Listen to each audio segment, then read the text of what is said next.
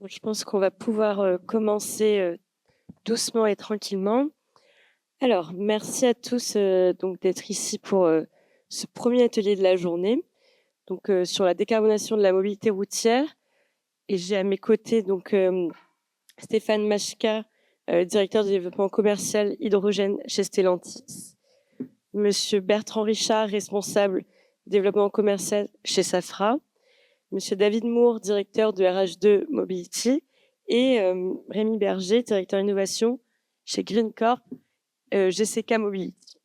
Donc, ils sont présents avec moi aujourd'hui pour parler des technologies, donc du rétrofit, du moteur à combustion et de la pile à combustible de décarbonation de la mobilité routière.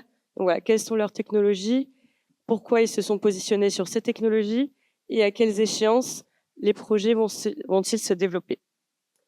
Alors, donc, si ça vous va, on va peut-être commencer. Je vais laisser la parole peut-être à Rémi Berger de GCK pour aborder donc ces technologies. Les micros marchent, non, les micros marchent. Un micro sphère, ça s'appelle. Ouais, oui, il marche. Ouais, c'est bon, ouais, ça marche. Ok. Très bien. Bon, bonjour à tous. Donc Rémi Berger. Donc moi je suis directeur de l'innovation du groupe GCK. L'idée de mon intervention qui va être tournée autour du rétrofit. Je ne vais pas rentrer trop dans le détail de la PAC et du moteur à combustion. David ira un peu plus loin. Et l'idée c'est plutôt de faire un focus sur le rétrofit. Qu'est-ce que c'est et sur quels usages finalement on imagine que le rétrofit va avoir une pertinence. Rapidement, pour remettre un peu de contexte, le groupe GCK aujourd'hui, c'est un groupe qui a été consolidé en 2020, un groupe jeune. On a 4 ans d'existence, on fait aujourd'hui 33 millions de chiffres d'affaires, on est un peu plus de 300 collaborateurs. On est sur une croissance extrêmement rapide. Moi, je suis arrivé en mars 2022, on était 40 dans le groupe. Donc voilà, grosse croissance. Et on travaille autour de la décarbonation des mobilités avec une approche globale où on va aborder les briques technologiques, les véhicules et l'énergie. Pour cela, on est structuré autour de 8 entités. On a la holding qui donc porte l'ensemble des activités et 3 divisions. Une division technologique dans laquelle on développe des composants. Donc on développe des batteries, on développe des moteurs à combustion, on développe des moteurs électriques, on fait de la carte électronique, des calculateurs, une activité très variée en termes de composants. On a une division véhicule dans laquelle on fait de l'intégration, donc principalement en rétrofit en série sur du véhicule professionnel. Donc ça, c'est GCK Mobility. On a une autre petite entité moins connue, GCK Performance, qui va être plutôt une entité de prototypage, de véhicules de compétition, véhicules premium, véhicules à l'unité, marché très spécifique. Une division d'énergie, où on fait de la distribution et de l'alimentation en énergie verte, donc soit sous forme d'électrons, soit sous forme d'hydrogène, de manière mobile et temporaire. On vient amener des solutions de recharge de véhicules électriques, des solutions de stations de recharge véhicules hydrogène, mais toujours de manière mobile et temporaire. Et enfin, on a l'exploitation du circuit de Charade à côté de Clermont-Ferrand, donc il y a un ancien circuit automobile qui aujourd'hui nous est notre centre de roulage, qui est le premier circuit d'Europe à avoir une station hydrogène à plein temps, puisqu'on roule nous quotidiennement dessus, et dans lequel on est en train de développer une plateforme de formation sur les mobilités décarbonées. Aujourd'hui, le groupe GCK, pour vous remettre un petit peu en perspective, pourquoi on a un regard sur les technos, on est un des rares acteurs, je pense, en France aujourd'hui à avoir mis au moins 2 véhicules sur les 2 ans sur la route ou dans les airs ou sur l'eau, sur à peu près toutes les technologies. On fait autant de l'électrique batterie, on a par exemple le rétrofit des bateaux du lac d'Annecy, on a sorti une Lancia Delta intégrale rétrofitée complètement électrique, on a de l'électrique hydrogène avec l'offre d'autocar, les dameuses, de la combustion hydrogène avec le projet Phoenix qui a tourné la semaine dernière au Mans par exemple. On a également un petit véhicule un peu spécifique qui est une commande d'un client, qui est le rétrofit d'un Jeep Cherokee de 76 avec un V8 de Corvette et hydrogène dedans. Donc voilà, des projets un peu particuliers. Et on fait également de l'hybridation. Donc à partir du moment où vous maîtrisez les 3 premières technologies, vous êtes capable de faire de l'hybridation. Donc c'est nous qui avons développé toute la partie hybridation du Voltaero par exemple. Personne peu de ce genre le sage. Et on a développé un kit spécifique d'hybridation pour les véhicules légers qui s'appelle Twinny, qui est un kit d'hybride rechargeable pour rétrofit. Donc voilà un peu l'activité qu'on a. Et donc cette activité aujourd'hui, pour faire toutes ces activités, on doit s'appuyer forcément sur un contexte et une réglementation. Alors, contexte très global, tout le monde le connaît, il y a 2 enjeux, la décarbonation, la qualité de l'air. La décarbonation, enjeu mondial, enjeu de réchauffement climatique, le changement climatique, réchauffement climatique, et la qualité de l'air qui est celui sur lequel on nous a imposé, l'Europe nous impose la mise en place des ZFE et qui qui adresse la pollution locale, donc les émissions de particules, les émissions de NOx, de SOx, de carburants brûlés, tous ces sujets-là, et qui sont liés principalement aux normes, au développement des normes Euro. Nous, notre enjeu chez GCK, c'est d'aborder les deux technologies, enfin les deux problématiques avec les technologies. Donc il y a des technologies qui vont très bien pour la décarbonation, mais pas pour la qualité de l'air, et inversement. Nous, notre vision, elle est claire. C'est qu'aujourd'hui, on est dans un contexte global de nécessité de baisser l'impact du carbone de la mobilité. On sait que la mobilité est un des rares, on va dire le seul domaine, notamment en France, à ne pas baisser ses émissions de carbone. Pour cette simple raison, c'est que la demande en transport augmente par rapport aux efforts qui sont faits sur la partie énergie aujourd'hui. Donc on voit une inflexion aux années 2020-2021, mais voilà, on n'est pas encore à la traîne qui fait qu'on est censé baisser de 55% nos émissions, comme l'implique le Pact Fit for 55. Donc l'objectif, il est simple. Le premier, c'est avant tout changer les usages. Il faut faire du report modal, il faut moins transporter et il faut massifier, remplir pour optimiser notre transport. Là-dessus, on n'a pas le choix. C'est un premier sujet. C'est pas celui qu'on va aborder aujourd'hui, mais il faut le mettre en avant. Le deuxième, c'est forcément l'impact lui-même des véhicules. Pour réduire cet impact, on a deux visions. Le renouvellement naturel des flottes via des véhicules neufs. On a des véhicules qui arrivent en fin de vie, il faut les remplacer et c'est très bien. Dans ce cas-là, on les remplace par des solutions de nouvelles technologies, décarbonées, propres, voilà. Là où nous on s'est concentré, c'est sur l'aspect rétrofit. Pourquoi ? On a un certain nombre de véhicules qui sont des flottes roulantes, des véhicules qui ont été conçus, qui vont avoir 5 ans, qui sont encore tout à fait en bon état de rouler, mais dont on ne va plus pouvoir utiliser, notamment dans le cadre des ZFE, parce que non compatibles avec la réglementation ZFE ou parce qu'il y a des volontés politiques ou institutionnelles de décarboner les flottes. C'est là où nous on vient intervenir, on vient transformer ou rétrofiter des véhicules roulants. Roulant, ça peut être des véhicules routiers, mais ça peut être aussi des véhicules, des bateaux, ça peut être aussi des trains, ça peut s'appliquer à beaucoup de sujets. Je vais juste amener une petite nuance entre rétrofit et transformation. Pourquoi ? On a plusieurs cadres réglementaires. On a deux cadres qui concernent les véhicules produits en série, à partir d'une homologation, qui sont le décret de rétrofit de mars 2020, et vous avez l'arrêté de réception des véhicules automobiles de 1954, mis à jour en 2023. L'arrêté de 54, c'est finalement l'arrêté qui, pour tout constructeur, impose des règles d'homologation d'un véhicule. Le décret rétrofit, c'est un décret qui a été sorti en 2020 qui autorise un constructeur rétrofiteur à transformer un véhicule thermique en un véhicule électrique, mais purement électrique, batterie ou hydrogène, sans avoir l'aval ou l'assentiment du constructeur du véhicule de base. C'était une belle avancée pour les gens du rétrofit parce qu'on était souvent bloqué par cet aval du constructeur du véhicule. L'année dernière, l'arrêté de réception des véhicules a lui aussi été transformé dans la même philosophie parce qu'on s'est rendu compte qu'on pouvait très bien faire également de la décarbonation avec d'autres solutions technologiques. De la combustion hydrogène en est une, mais aussi de l'hybridation ou d'autres ajouts de solutions sur un véhicule. Et donc cet arrêté a permis de mettre à jour, l'arrêté a été mis à jour et permet aujourd'hui de faire exactement les mêmes interventions sur un véhicule de 5 ans sans l'aval du constructeur pour les transformer par exemple d'un véhicule diesel en un véhicule à combustion hydrogène. Et donc c'est là où on a eu le cadre qui a rendu possible finalement le déploiement de la transformation, c'est là où on l'appelle et non pas rétrofit. On garde rétrofit pour l'électrique et transformation pour le véhicule, on va dire thermique.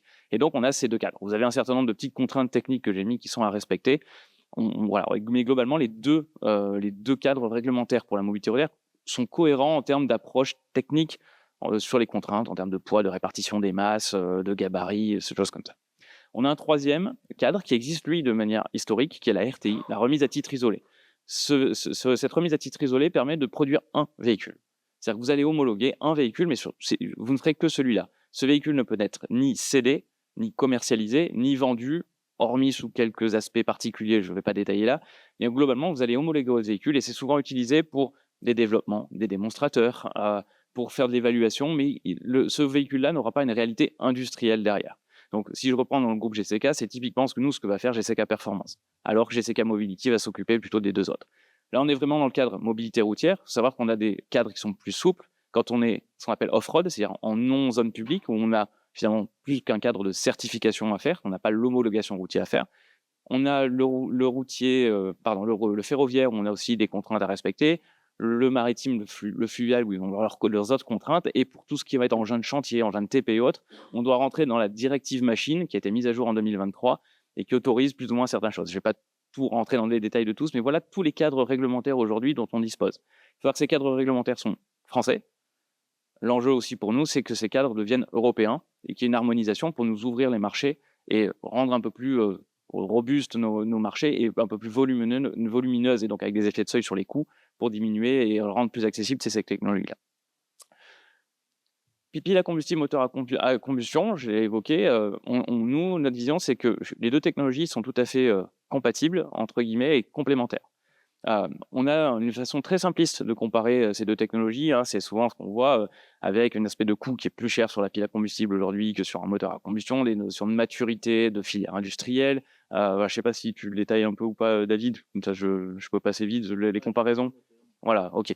Donc sur la pile, on sait qu'aujourd'hui on a quelques sujets de maturité de filière. Là, on a des productions de gigafactories de piles à combustible qui démarrent, donc avec les coûts qui vont baisser.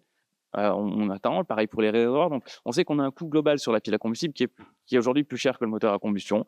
Le moteur à combustion n'est pas zéro émission absolue. Voilà, la pile à combustible l'est un peu, si on fait abstraction des petites traces d'H2 qui sortent lorsqu'on fait des purges, ce genre de choses.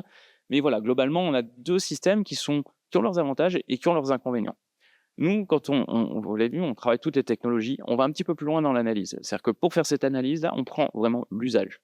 Il faut orienter l'évaluation sur l'usage et on peut avoir des surprises, c'est que sur le même type de véhicule, là je vous ai mis un cas d'un autocar par exemple, qui est sur deux usages différents, où on évalue un certain nombre de critères. On a les besoins d'adéquation en autonomie, de réponse à l'usage, c'est-à-dire que oui, l'autonomie c'est bien, mais est-ce que finalement je vais pouvoir recharger, pas pouvoir recharger?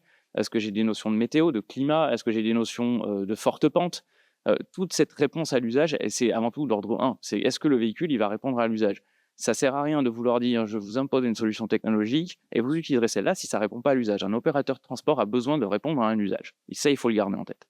Forcément, nous, en tant que rétrofiteur, on a des problèmes d'intégration. On a un véhicule qui est figé. Si il vous manque 2 mm entre deux poutres pour passer un réservoir, et tant pis pour vous, vous avez 2 mm de trop. Donc c'est vraiment des problématiques qu'il faut qu'on regarde. Et ensuite, on regarde aussi le bilan carbone, puisqu'on a le bilan carbone à l'usage, on connaît, mais on a aussi sur la fabrication. Et on peut avoir des cas où le bilan carbone peut être plus ou moins positif ou plus ou moins négatif en fonction des technologies qu'on utilise. On sait tous que sur les véhicules électriques, soit pile ou batterie, le CO2 à la fabrication est plus important que sur un thermique classique. Donc forcément, si vous avez un véhicule électrique que vous n'utilisez pas, votre bilan carbone, à la fin, il ne sera pas bon. Enfin, il sera moins bon. En France, on a moins de problèmes, mais voilà. Donc il faut vraiment qu'on regarde tout ça. Et puis après, on fait, en fonction des besoins, on fait des classements. Et on classe et on regarde. Et typiquement, on a deux cas que je vous montrais là, où on a plutôt un cadre qui est tiré par le coût, qui est plutôt celui de la gauche, un cadre qui est plutôt tiré par des besoins en autonomie. Et on voit que le classement, il n'est pas du tout le même, puisque d'un côté, on va plutôt avoir la batterie et le moteur à combustion qui marchent, parce que c'est tiré par le coût et que c'est le principal avantage de ces deux solutions-là dans ce cadre-là. Et puis de l'autre côté, on va avoir des besoins de forte autonomie, où là, mine de rien, la pile à combustible va être meilleure, un peu meilleur que le moteur à combustion et surtout bien meilleur que la pile à combustible. Donc, il faut vraiment, dans le cadre du rétrofit, c'est important, on est très limité sur la masse, on est très limité sur l'encombrement et donc il faut qu'on dimensionne au plus juste le contenu technologique et on a besoin de regarder cette orientation multicritère pour dire cette technologie, elle va avec tel usage. On est capable de faire une espèce de map rapide sur différents usages. Alors, là, il y a du neuf en jaune, du rétrofit en bleu parce qu'on regarde aussi, même si on ne le fait pas, on a aussi un avis sur ce qui se fait et ce qu'on voit, c'est que globalement, on a énormément de cas où finalement les deux technologies sont tout à fait compatibles, voire les trois si on rajoute l'hybride, 4 si on met l'électrique, où on voit que globalement, plus on va aller dans le lourd, l'électrique, pur électrique va être complexe, compliqué, et dans certains cas, même pas possible en rétrofit. Donc, je ne vais pas forcément rentrer dans tous les cas, mais ce qu'il faut bien garder en tête, c'est qu'en regardant l'analyse usage-technologie, finalement, on voit qu'on a un joli panel et que chaque technologie, batterie, hybride, pile à combustible, moteur, ont tous leurs avantages, leurs inconvénients qui font qu'ils sont applicables dans beaucoup de domaines. Et donc, il faut laisser la liberté aux acteurs que nous sommes de pouvoir travailler sur l'ensemble de ces technologies-là. Au niveau de GCK, par exemple, si je vous donne un petit peu ce qu'on fait sur l'autocar, par exemple, aujourd'hui, on est capable de regarder les trois technologies, électrique batterie, électrique pile à combustible et combustion d'hydrogène. Aujourd'hui, pour nous, la vision, c'est de dire qu'il faut mettre une priorité sur l'hydrogène, sur des cars qui sont, on va dire, urbanisés, donc du périurbain. Il faut vraiment urbain pur, on va dire, la batterie fait souvent le job. Il y a des lignes, typiquement des cars scolaires, où il y a des rétrofits en batterie, 100% batterie qui existent et qui font très bien le job. Si vous faites 80 km par jour, l'électrique batterie marchera bien. Quand vous allez faire 150-200 km, Là, il va falloir passer à quelque chose d'un peu plus important. Et puis, la combustion a son mot à dire pour peut-être des domaines pas forcément en urbain, parce qu'on n'est pas complètement zéro émission, mais sur des zones peut-être un peu plus rurales, où on va avoir des besoins de charge, où le coût va être prédominant. La combustion a vraiment un sujet. Donc, sur l'autocar, pour nous, les 3 technologies vont exister, et les 3 technologies seront compatibles avec des usages différents.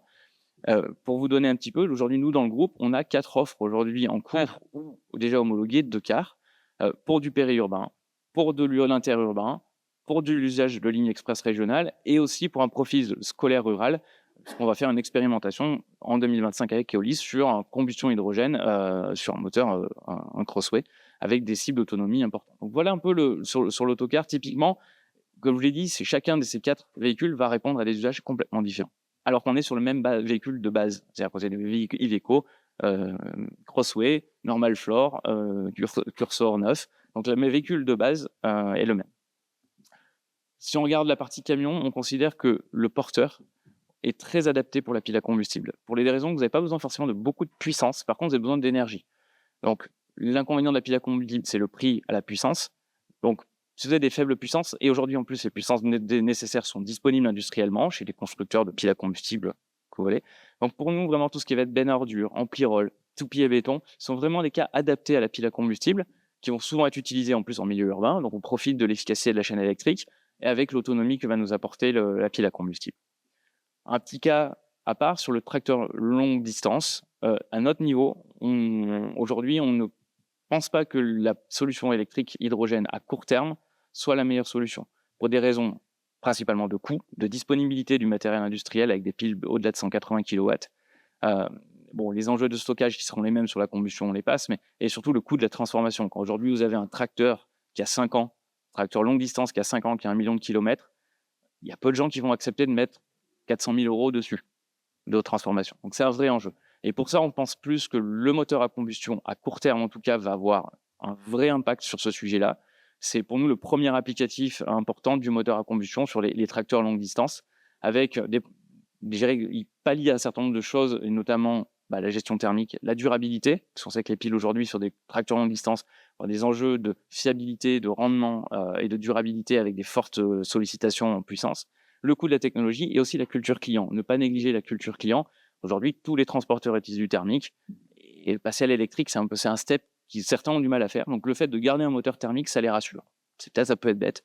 Et en tout cas, on considère qu'il y a une vraie pertinence à travailler ces solutions-là, en tout cas sur le 44 tonnes. Voilà. Merci Rémi. Je serai à votre disposition pour les questions. Je crois que c'est David ensuite. Oui, donc ça permet de faire la transition avec le moteur à combustion interne et rentrer un peu plus en détail avec les technologies et les cas d'usage. Donc, bonjour, David Moore. Donc, je représente la société RH2 qui a pour vocation de transformer les moteurs diesel en moteurs à hydrogène. Donc, nous, notre but, effectivement, comme l'a évoqué Rémi, c'est d'aller assez vite dans la décarbonation et de proposer des solutions qui soient moins chères que les solutions actuelles et qui fassent qu'on utilise vraiment l'hydrogène. Donc, on part d'une... Ça marche pas. Il est bloqué.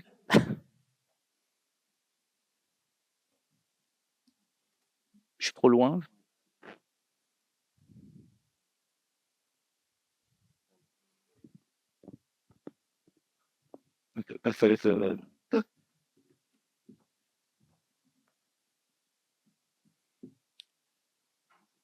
Ah, voilà. Donc, c'est de transformer donc les moteurs diesel existants, quelle que soit leur application, en moteurs à hydrogène.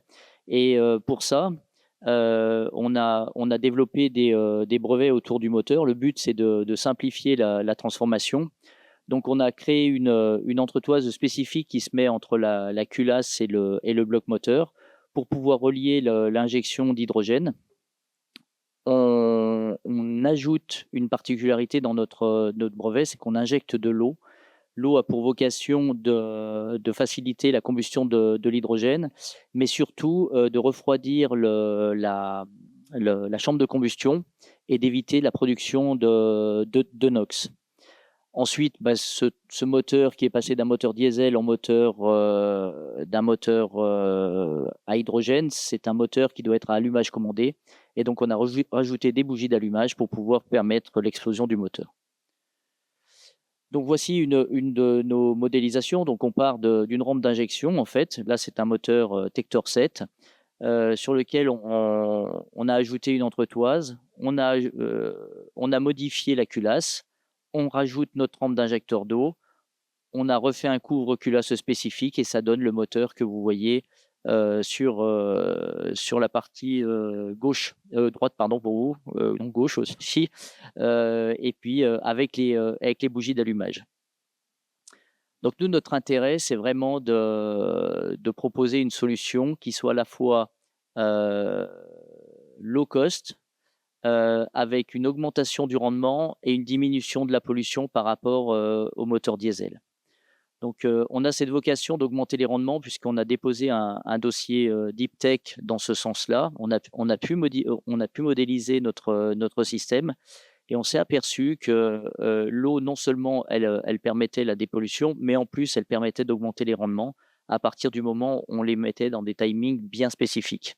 Et donc ça fait partie de la recherche de notre startup, justement, pour arriver à démontrer ce concept et justement de montrer que le moteur à combustion interne a encore toutes ses chances encore d'exister encore quelques temps, même s'il y a d'autres technologies qui sont très adaptées comme l'a évoqué Rémi tout à l'heure. Et effectivement, il y a tellement de place pour le rétrofit que de toute façon, le moteur à combustion interne, la batterie ou même la pile à combustible, ce sont des solutions qui doivent vraiment être mises en parallèle, justement pour arriver à des solutions de décarbonation et essayer d'avoir des transports décarbonés le plus rapidement possible. Et ça passera, en particulier pour nous qui travaillons sur la mobilité lourde, ça passera très rapidement grâce au moteur à combustion interne qui est déjà existant. Donc on a pu démontrer toutes ces choses sur le moteur Caterpillar. On a un petit stand où vous pourrez voir le moteur que l'on a testé. Donc on a pu démontrer qu'on avait une puissance identique sur les versions, la première version. On a le même couple que les moteurs diesel et surtout on a vraiment une diminution des NOx par 8 à partir du moment où on peut injecter de l'eau. Alors l'eau, c'est pas quelque chose de complètement nouveau dans la combustion. Il y a déjà eu beaucoup d'essais même de systèmes où on injecte de l'eau même dans le diesel pour abaisser la pollution. Nous, la spécificité, c'est qu'on l'injecte de manière directe dans la chambre de combustion. Donc voilà, transformer un moteur, c'est quoi? C'est changer ses injecteurs, rajouter pour nous des injecteurs d'eau, mais ce n'est pas le cas pour tous les constructeurs. C'est changer le faisceau, les bougies, modifier la culasse et refaire un petit peu de fonderie. Nous, on a rajouté une entretoise pour faciliter ce changement. Puis après, il y a toute cette intégration et liée à l'intégration du moteur dans le bus avec d'autres modifications. Et là, il y a des gens très compétents qui peuvent intégrer notre solution, que ce soit dans un bateau, dans un bus ou dans un camion. On a cette vocation de faire l'ensemble du rétrofit, en tout cas dans les premiers temps pour démontrer tous ces concepts. C'est en cours notamment sur un camion Iveco. Mais dans un deuxième temps, notre but, c'est de travailler justement avec des gens qui ont des ateliers de rétrofit directement. Donc ça, c'est la démonstration qu'on a fait, la simulation, pourquoi on vise cette injection d'eau et comment on a pu calculer avec des systèmes de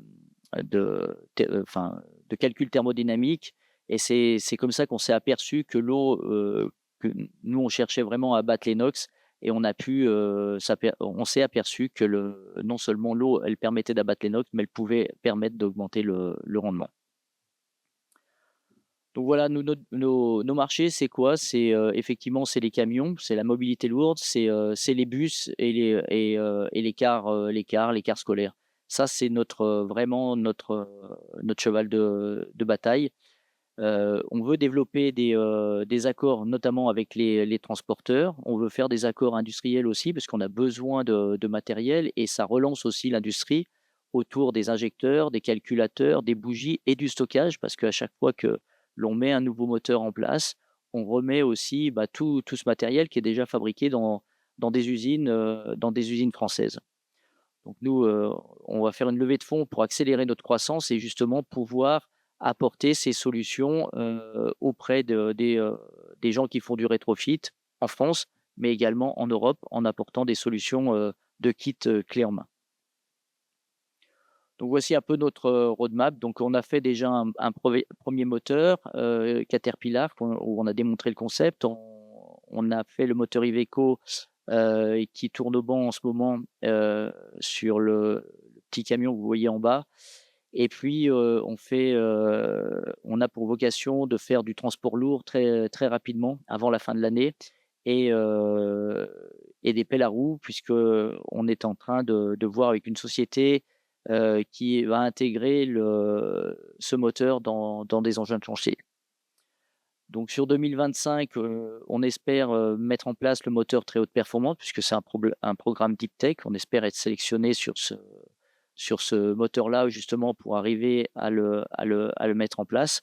Et puis ensuite, travailler sur les bus ou sur les camions avant de passer sur une phase d'accélération et d'intégration dans des chaînes de montage. Je vais aller trop vite. Merci. Juste, donc nous, notre but, c'est de proposer une solution à prix attractif. C'est de relancer des moteurs d'industriels aussi, enfin des marchés d'industriels qui se posaient des questions, alors pas tant sur les réservoirs d'hydrogène, mais à la fois sur les injecteurs, sur des calculateurs, enfin tout ce qui était lié autour des investissements du moteur à combustion interne. Donc il y a des marchés qui peuvent continuer grâce au rétrofit. Et puis aussi, c'est de pouvoir déployer la consommation d'hydrogène, donc de décarboner assez rapidement, parce qu'aujourd'hui, il y a des stations qui existent. Par contre, la vente d'hydrogène, elle n'est pas encore à l'optimisation. Donc c'est quand on aura suffisamment de bus, de camions, piles à combustible ou moteurs à combustion interne qui consommeront l'hydrogène, que l'hydrogène pourra avoir aussi un prix plus attractif et puis accélérer encore plus la décarbonation. Et puis tout ça, c'est essayer d'avoir aussi de la sauvegarde de l'emploi dans nos métiers du moteur à combustion interne, parce qu'il n'y a pas que le fabricant de moteur, mais il y a tous les sous-traitants qui sont autour et qui aujourd'hui souffrent beaucoup. Voilà, écoutez, j'espère que je vous aurai convaincu sur le moteur et le futur du moteur à combustion interne, nouvelle génération. Merci beaucoup, David. Et sans transition, on va passer donc aux technologies piles à combustible avec des usages intensifs pour les véhicules utilitaires légers avec Stéphane, donc de Stellantis. Bonjour à toutes et à tous. Alors, je vais peut-être moins rentrer dans le détail technique que mes collègues pour peut-être insister un petit peu plus sur le côté expérience des usages clients. Peut-être en préambule sur ce slide, quelques rappels. Stellantis a pour vocation d'électrifier intégralement sa gamme de véhicules. C'est déjà extrêmement bien engagé, y compris pour les véhicules utilitaires, dont toute la gamme est aujourd'hui existante en zéro émission électrique pure. Mais on se rend compte qu'une partie non négligeable de nos utilisateurs traditionnels de véhicules utilitaires légers qui souhaitent ou qui doivent verdir leur flotte se révèlent être partiellement ou totalement électro-incompatibles, je dirais. Et on verra pourquoi, mais essentiellement, on le sait, pour des problématiques de temps de recharge. Ils ne peuvent pas se permettre de rester 1h30 sur le bord de la route pour que leur batterie se recharge. Et le deuxième facteur, c'est effectivement, on l'a évoqué déjà sur des véhicules plus lourds, des limitations dans l'autonomie.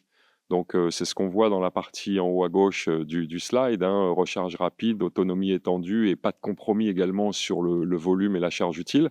Il ne s'agit pas d'avoir un véhicule qui répond aux deux premiers besoins, mais dans lequel la capacité d'emport est réduite et dans lequel on mettrait des réservoirs à la place de colis. Et donc, on a mis en place une technologie donc, qu'on appelle en interne Mid-Power, c'est-à-dire que c'est une pile à combustible de chez Symbio, donc qu'on équipe sur nos véhicules utilitaires que vous voyez en photo, le modèle type Expert Jumpy ou Vivaro chez Opel ou Scudo chez Fiat. Et ce modèle-là contient dans le soubassement du véhicule 3 réservoirs d'une capacité d'un petit peu moins de 5 kg d'hydrogène qui alimentent donc cette pile à combustible Symbio située dans le bloc avant du véhicule. Pourquoi Mid-Power? Parce qu'on a malgré tout une batterie high voltage qui subsiste dans le véhicule, qui est située sous les sièges avant du véhicule, et qui est la même batterie que celle qu'on utilise pour des véhicules particuliers du type 3008 PHEV ou C5 Aircross, ce qui nous permet d'apporter du brio et de la réaction pour les phases de démarrage notamment. Alors ce n'est plus un projet, on n'est plus dans des phases de prototype, on est passé depuis 2022 à quelque chose qui se situe entre le prototype et la série, puisqu'on a commercialisé un petit peu plus de 320 véhicules jusqu'à début 2024, sur 3 pays, France, Allemagne et Pays-Bas, les plus gros volumes en France d'ailleurs.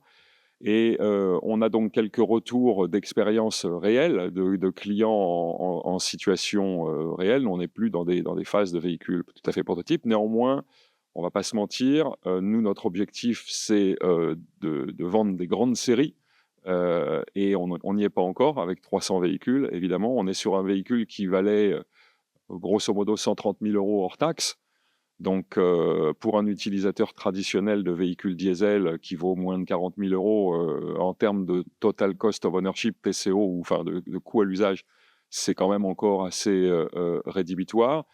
Toutefois, on a quand même eu, vous le voyez ici, des premiers clients pour des transports de marchandises dans le domaine de la maintenance, dans le domaine des last mile delivery, des livraisons du dernier kilomètre. Et de manière plus surprenante, des taxis, puisque nous disposons d'une offre qui peut être transformée en véhicule de transport de personnes type shuttle, navette ou transport de personnes à mobilité réduite. Donc c'est sur cette dernière niche du transport de personnes à mobilité réduite que notre véhicule a répondu au cahier des charges de certaines sociétés de taxi, notamment sur Paris, qui fonctionne déjà à l'hydrogène et dont le modèle économique est éprouvé maintenant. Il faut bien voir que, donc pour nous, le véhicule à pile à combustible, c'est une partie intégrante de notre stratégie d'électrification de notre gamme, et c'est un complément indispensable pour répondre aux peut-être 10, 15, 20% de nos clients traditionnels diesel qui auront du mal à passer à l'électrique pure. Donc ce n'est pas à la place d'eux, c'est vraiment en complément d'eux qu'on a cette offre hydrogène. Si on prend un peu de recul par rapport à ces enjeux, on a évidemment un impact fort. Vous évoquiez la survie des concessionnaires avec le rétrofit tout à l'heure. On est également, on suit de très près ces sujets-là. Notre véhicule est français, il est fabriqué à Valenciennes, Ordin, dans le nord de la France, dans lequel on a une usine importante avec quasiment 2500 personnes là-bas. Stellantis est entré dans le capital de Symbio l'année dernière, donc c'est bien une preuve additionnelle du fait que ça y est, chez Stellantis, on a investi, on a mis l'argent sur la table, on a lancé en série le véhicule dont je vous parle ici, qui était à 130 000 € à 300 ou 400 exemplaires. Cet été, là, à partir du mois de juillet-août, on le met en ligne sur notre ligne de production d'Ordin, c'est-à-dire qu'on sera, je crois, en tout cas c'est certain, la première usine Stellantis au monde, mais peut-être même la première usine de l'industrie automobile, sans trop m'avancer. Il y a peut-être des spécialistes qui pourront me contredire, mais à avoir sur une même ligne de production un véhicule thermique, son équivalent électrique, et dorénavant son équivalent électrique pile à combustible qui sortira de la même chaîne. Donc ça nous permet de réduire très fortement le coût de production de ce véhicule, puisque le véhicule que vous voyez en photo et qui est d'ailleurs exposé en bas, que vous pouvez aller voir dans la partie externe du salon aujourd'hui, je vous invite à aller le voir après. On pourra discuter autour de la voiture pour ceux qui auront des questions. Ce véhicule-là, qui était donc un véhicule électrique dont on retirait les batteries, on mettait la pile à combustible et les réservoirs, donc d'où le coût assez élevé. Maintenant, comme il est en ligne et en série, avec des capacités de l'ordre de 5000 véhicules par an, et non plus 300-400, eh bien, on passe d'un prix public de l'ordre de 130 000 euros à un prix public de l'ordre de 72 000 euros. C'est-à-dire qu'on réduit de 45% le prix de vente de ce véhicule et il est livrable à compter de septembre. Donc, je vous invite tous, j'ai sorti les bons de commande qui sont à la sortie de cette salle. N'hésitez pas, parce qu'il faut maintenant que dans le monde de l'hydrogène, on arrête de faire des symposiums et qu'on passe à des vrais cas d'usage avec de la masse et des véhicules à la route. Bref, c'était un message personnel. L'autre élément important, j'en ai parlé, c'est le volet social, puisque avec notamment certaines échéances sportives cet été, on va contribuer à renforcer l'offre de mobilité pour les personnes handicapées. Donc, si par la même occasion, on peut faire un petit peu de bien, ça fait pas de mal. Et donc, le passage à l'échelle en 2024, je viens d'en parler. Il y a un autre élément nouveau cette année qui est important pour nous, qui est l'introduction d'un deuxième véhicule dans notre catalogue. Donc là, vous avez l'Expert Jumper, qu'on appelle K0 dans notre langage interne, qui est donc un véhicule de 6 mètres cubes et 1000 kg de charge utile. Mais on intègre à partir d'octobre, production octobre, donc livraison novembre-décembre, le Boxer Jumper, c'est-à-dire le gros véhicule utilitaire, 3,5 tonnes, en 13 mètres cubes et 17 mètres cubes, et avec une capacité d'emport de 1300 kg et plus de 500 km d'autonomie. Donc ça complétera notre dispositif et on aura là une version. Mais on ne s'arrête d'ailleurs pas là. Je ne sais pas si dans les slides suivants, alors c'est à moi de piloter les slides. Oui, c'est les usages clients, ça. Je vais revenir dessus.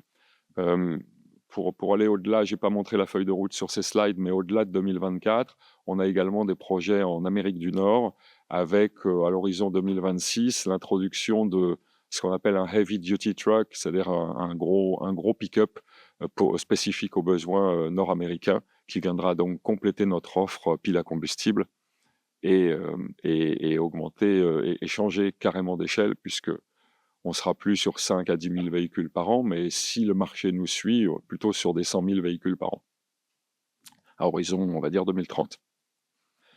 Comme mes camarades ont beaucoup insisté sur la technologie, moi je voulais donc, en lien avec Angélie, on s'est dit on va parler un petit peu plus des clients, puisque finalement c'est important un client.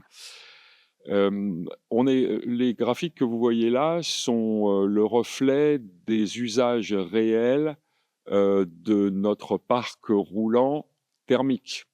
Puisqu'aujourd'hui, on peut faire des tas de théories sur les usages de véhicules hydrogène, mais comme on en a très peu en parc en Europe, hormis quelques Toyota Mirai pour des taxis, on a peu de recul sur les vrais usages. Donc on est obligé de partir de la réalité, qui sont les besoins de nos clients diesel.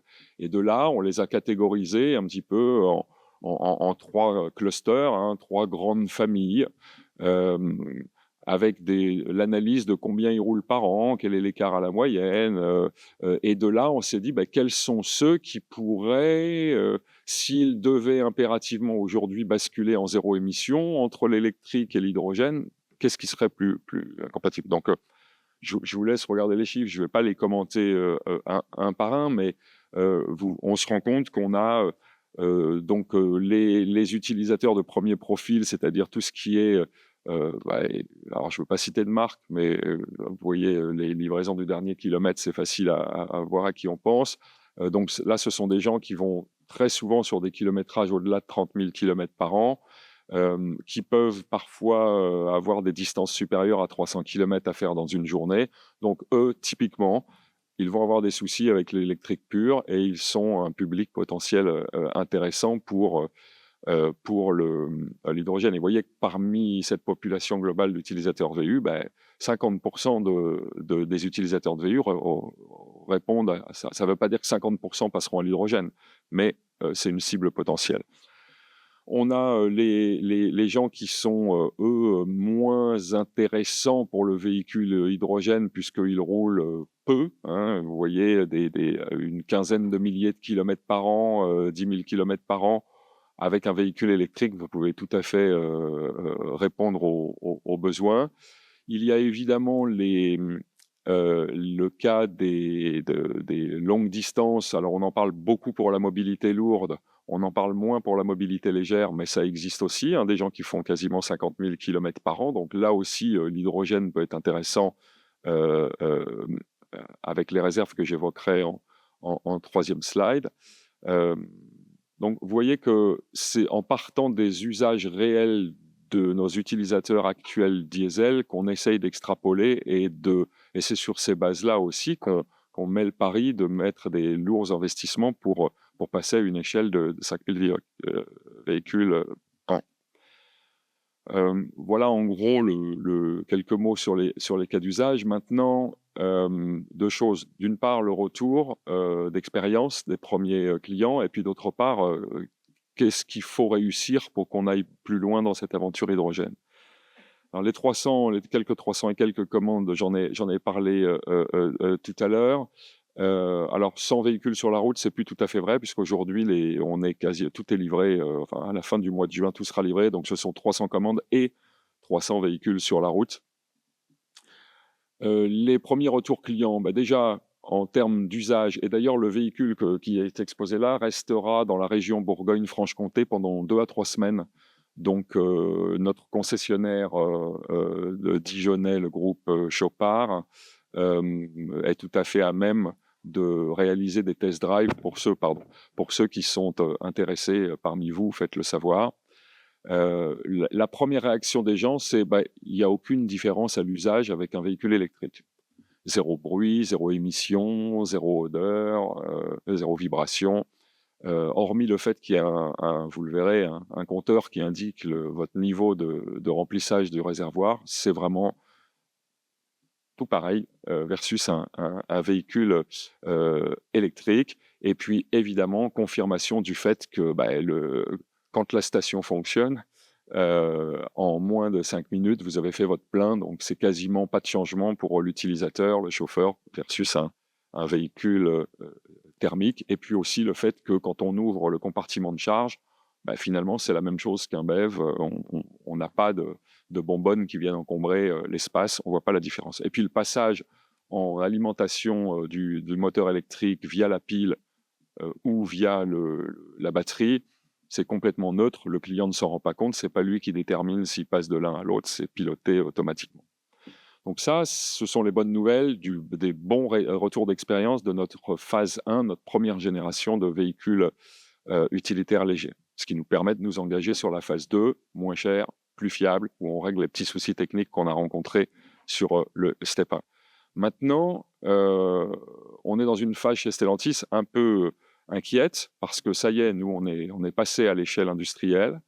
Il faut maintenant que les clients prennent nos véhicules. Alors, on a fait le maximum d'efforts qu'on pouvait sur les prix en industrialisant, comme je le disais tout à l'heure. Maintenant, nos clients, ils nous disent, votre bagnole, elle est bien, mais j'ai pas de station autour de chez moi, donc forcément, ça limite notre potentiel de clients à ceux qui sont situés autour de stations. Quand j'entends dire qu'il y en a 70 en France aujourd'hui, oui, c'est vrai, mais retirer celles qui sont privées, retirer celles qui ne sont que 350 bars, le 70, ça devient 25, quoi, en gros, aujourd'hui, d'accord, et peut-être, j'espère, 75 à la fin de cette année, mais il faut que les projets accélèrent. Donc nous, on n'est pas fabricant de stations, on n'est pas distributeur d'hydrogène. On peut certes nouer des accords et on le fait avec des partenaires qui peuvent apporter des solutions temporaires. Mais l'investissement du véhicule aujourd'hui est tel que faire en plus l'investissement d'une station privée, les collectivités publiques le font avec des parcs de bus, etc., captifs, mais sur une société privée qui gère un parc de véhicules utilitaires et qui est focalisée sur son TCO, si en plus il faut qu'elle achète une station pour faire fonctionner les voitures, ça commence à faire un peu beaucoup.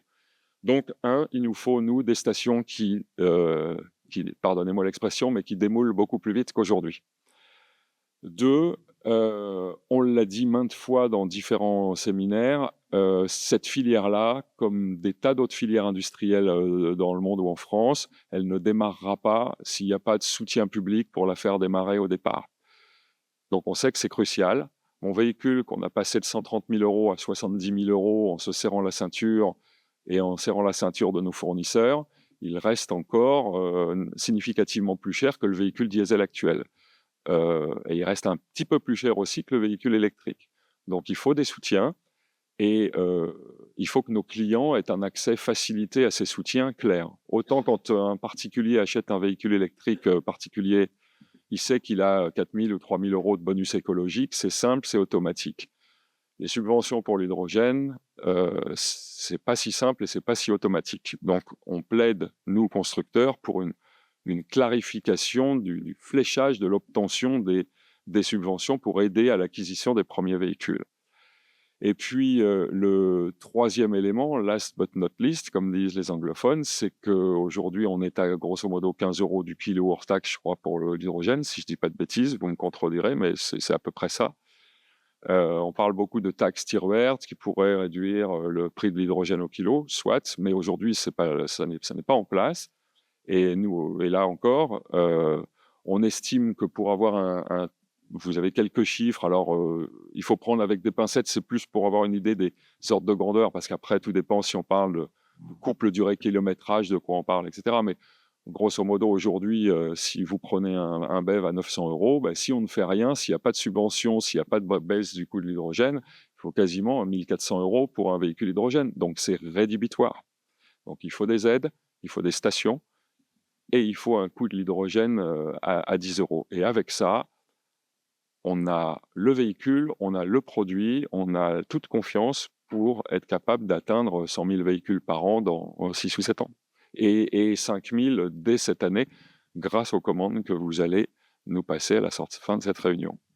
Voilà, et je vous remercie beaucoup. Merci Stéphane. Merci pour ces explications et cette triptyque, comme tu l'as montré, d'infrastructures, prix de l'énergie et véhicules. Donc, on va maintenant voir les cas d'usage, peut-être plus sur les autocars, avec Bertrand de Safra. Ouais, je te laisse. Ça. Vas-y, je te prête.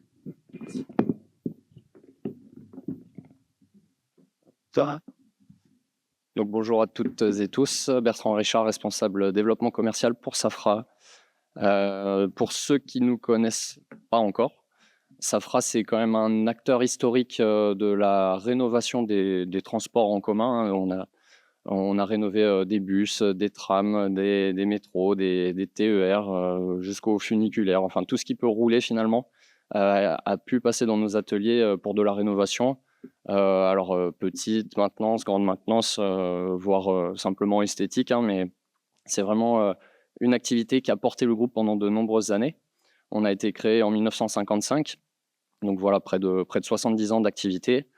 Et plus dernièrement, on est un peu plus en start-up sur l'hydrogène, avec des activités notamment sur le segment urbain, avec un véhicule hydrogène, un autobus urbain hydrogène que l'on crée en neuf, hein, donc de A à Z, que l'on construit nous-mêmes jusqu'au châssis. Donc on est vraiment industriel sur ce segment-là, sur ce produit-là. Et puis de l'autre côté, la transformation d'autocars. Donc c'est vraiment le focus que je vous propose de voir ensemble sur les prochaines slides. Aujourd'hui, finalement, on peut catégoriser nos activités en 3 grands segments. Et puis le but de tous ces segments, il y a un seul objectif, hein, c'est de décarboner les transports en commun. Nous, c'est dans notre ADN depuis de nombreuses années. Finalement, la rénovation d'autobus, on peut le voir comme du prolongement de durée de vie des véhicules, hein. Donc c'est vraiment une manière de décarboner, de moins polluer en produisant moins. Toutefois, il y a d'autres solutions. Si on veut apporter des véhicules neufs dans son parc, autant qu'ils soient en zéro émission. Donc, on propose d'en avoir en hydrogène aujourd'hui. On est pionnier sur ce secteur-là en France. Demain, en électrique batterie. Hein, je rejoins mon collègue, il y a des cas d'usage différents, enfin mes collègues, hein, il y a des cas d'usage et l'hydrogène trouve tout son sens sur certains usages, l'électrique batterie sur d'autres. Donc on veut proposer toute la mobilité zéro émission. Et puis une partie qui est plus axée service, où on retrouve la rénovation de véhicules, mais aussi le rétrofit d'autocars, notamment avec le kit que nous on appelle H2PAC, qu'on commercialise sous ce nom, pour de la ligne régulière. Donc c'est aujourd'hui encore un peu restreint. On est vraiment sur un modèle bien particulier. Aujourd'hui, nous on travaille sur le Mercedes Inturo. Je vous en parlerai plus en détail dans la prochaine slide. Vous pouvez voir aussi un poids lourd derrière le car. Donc là, on a simplement un partenariat industriel avec Ailico. Donc c'est pas notre solution, on n'est pas propriétaire de cette solution, mais on va produire ces véhicules dans nos ateliers. Enfin, on va faire partie des partenaires en tout cas. Et puis une partie qui est un peu plus sur le suivi des flottes, le service commercial, avec Vision notamment, qui est développé en interne par notre service R&D et qui permet d'avoir en temps réel des informations de géolocalisation des véhicules, consommation hydrogène, consommation électrique, tous les événements qui pourraient intervenir durant l'exploitation des véhicules. Donc ça, c'est un autre développement que l'on met en place. Et puis pour conclure, le troisième pilier qui est Safra Solutions, où on va essayer d'apporter finalement de sortir du schéma que vous connaissez bien de la poule et de l'œuf, et puis d'apporter une solution clé en main avec des solutions hydrogène de production, distribution, pourquoi pas exploitation aussi. C'est des schémas qu'on est en train de voir et tester avec certains clients. Donc on a pu voir un petit peu tous les aspects avantages, inconvénients entre les différentes motorisations, les cas d'usage, ce qui fait que moi je vais pouvoir me concentrer vraiment sur une présentation très produit. Je vous remercie. Et puis pas répéter ce qui a déjà été dit. Non, simplement voilà, le ICT là, c'est notre deuxième génération de véhicules. Donc on a un retour d'expérience de 5-6 ans maintenant sur les véhicules hydrogène sur l'urbain, puisque on a fait partie des premiers à faire circuler des véhicules en France. C'était pas simple et on a beaucoup appris avec ces véhicules en circulation, et surtout on a pu faire évoluer le modèle, et aujourd'hui on est capable de présenter un véhicule qui peut les rouler dans les montagnes, dans des conditions où en plus l'électrique batterie trouve ses limites. Donc on est très fiers de ce véhicule, et moi je suis très fier de vous le présenter avec quelques slides. Ça va. Merci. Alors, je pense que du coup, ça a été un petit peu coupé au montage. Qu'est-ce que je peux vous raconter sur... on va peut-être pas les rajouter tout de suite dans la présentation, sauf... Donc, je vous propose de venir me voir au stand numéro 30 pour en discuter davantage. Malheureusement, il y a eu un petit souci avec les slides. Alors la grande, peut-être maintenant les différenciants avec nos véhicules, parce que vous en connaissez plusieurs, des véhicules urbains hydrogène. Nous on est sur le standard c'est 12 mètres, c'est le plus vendu. Vous pouvez pas le voir, mais c'est le plus commercialisé en France. La différence de notre véhicule, c'est qu'on est le seul aujourd'hui à avoir une pile à combustible qui est française et qui est fournie par Symbio, hein, de même que pour Stellantis. Donc maintenant vous connaissez Symbio, c'est aussi un industriel français. L'histoire de Safra, c'est évidemment de décarboner les transports. Il y a des enjeux environnementaux et puis il y a des enjeux de souveraineté industrielle évidemment. Donc on se situe vraiment sur ce secteur-là. On propose une solution avec 35 kg d'hydrogène. Avec 35 kg d'hydrogène, vous pouvez parcourir plus de 350 km, ce qui fait que ça permet d'avoir une autonomie vraiment bonne. Merci pour les slides. Donc ça, c'était pour l'aspect souveraineté industrielle, hein. Vous pouvez voir, on a de nombreux fournisseurs sur le territoire, et peut-être le plus important d'entre eux, qui est la pile à combustible, et aussi de manufacture française. Donc c'est l'objectif avec ce véhicule, de proposer une solution française qui aujourd'hui est vendue sur le territoire, et demain pourquoi pas à l'étranger. Mais bon, on est 200 employés aujourd'hui, il va falloir qu'on se staffe un peu pour affronter les marchés européens. Ça, c'est peut-être plus sur la partie technique. Voilà, on peut rester sur la slide des composants. Merci beaucoup. Donc, si on fait toute la chaîne, les véhicules, ils sont plus ou moins tous calqués sur ce modèle-là, hein. De toute façon, aujourd'hui, sur ceux qui fonctionnent avec une pile à combustible, vous retrouverez toujours ce schéma-là, c'est-à-dire une ligne haute pression d'avitaillement, la plus courte possible. Nous, elle est dans la colonne avant droite. À 350 bars, vous remplissez des réservoirs. Ces réservoirs, ils vous permettent d'avoir une certaine autonomie. Nous, on garantit 350 km d'autonomie, vraiment, hein. Même, on a pu l'observer sur les démonstrations qu'on a fait du côté de Courchevel et de Tignes. On avait des consos vraiment plutôt encourageantes. On était autour de 7,7 kg d'HE au 100 km. Donc, c'est plutôt encourageant. Une ligne basse pression qui va aller jusqu'à la pile à combustible. Pareil, hein, c'est mieux de l'avoir la plus courte possible, on limite les risques. Donc, on positionne la pile en pavillon, la plus proche possible des réservoirs. Pourquoi en pavillon, les réservoirs aussi? Puisque si jamais il y a le moindre incident, on évacue par les évents tout l'hydrogène en l'espace de 3-4 minutes. Donc ça, c'est important aussi, de limiter les risques de ce point de vue-là. Et puis, à partir de la pile, on n'est plus qu'en électrique. Donc, on fait partie de la famille des véhicules électriques, bien entendu, avec une pile à combustible. L'électricité qui vient alimenter l'essieu motorisé. Ça, c'est une grande transformation aussi par rapport à l'ancien modèle. On est passé sur un essieu motorisé, donc simplification de la chaîne énergétique, de la chaîne de cinématique, hein. Et puis tout de même une batterie, une batterie qui permet de stocker 130 kWh d'énergie, enfin d'électricité, et qui permet de rentrer au dépôt éventuellement en cas de pépin ou de manque d'hydrogène aux stations. Voilà, on peut assurer un retour au dépôt sur la batterie sans problème, 80-90 km d'autonomie.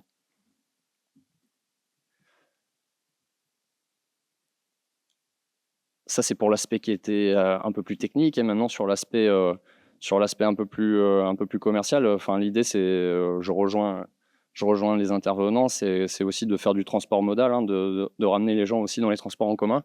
Donc, tant qu'à faire un véhicule haut de gamme, autant qu'il soit haut de gamme en performance, autant qu'il soit attractif aussi. On a mis l'accent sur la luminosité naturelle du véhicule, donc très vitré, avec notamment un puits de lumière à l'arrière aussi du véhicule. Donc ça confère vraiment une luminosité naturelle très agréable et puis une expérience voyageur qui est très satisfaisante. Ouais.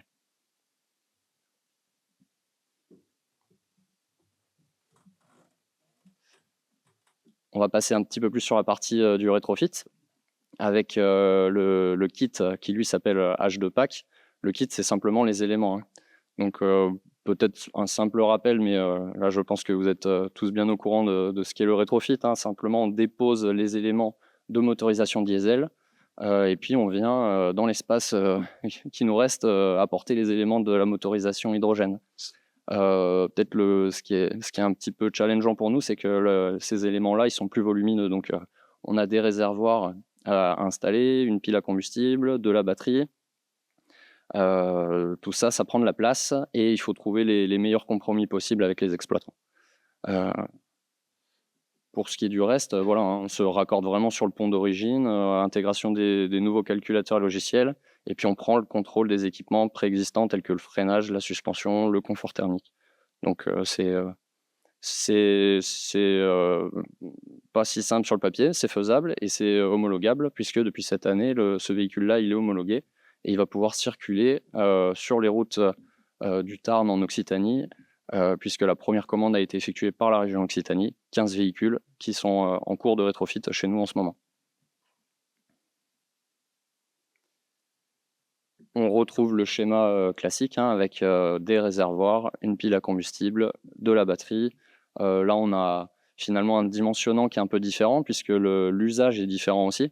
On a un peu plus de puissance pile, un peu moins de capacité en batterie, mais finalement, on retrouve un peu le même schéma. Aujourd'hui, bon, il y a des choix de fournisseurs qui ont été faits sur la pile à combustible notamment, puisque à l'époque où on a commencé à travailler sur le sujet, on n'avait pas la pile équivalente chez notre fournisseur du bus, donc on est parti sur un autre, mais en soi, voilà, on retrouve un petit peu le même schéma de fonctionnement, hein. Peut-être ce qui vous saute à l'œil, voilà, on a des réservoirs qui sont placés à l'arrière du véhicule.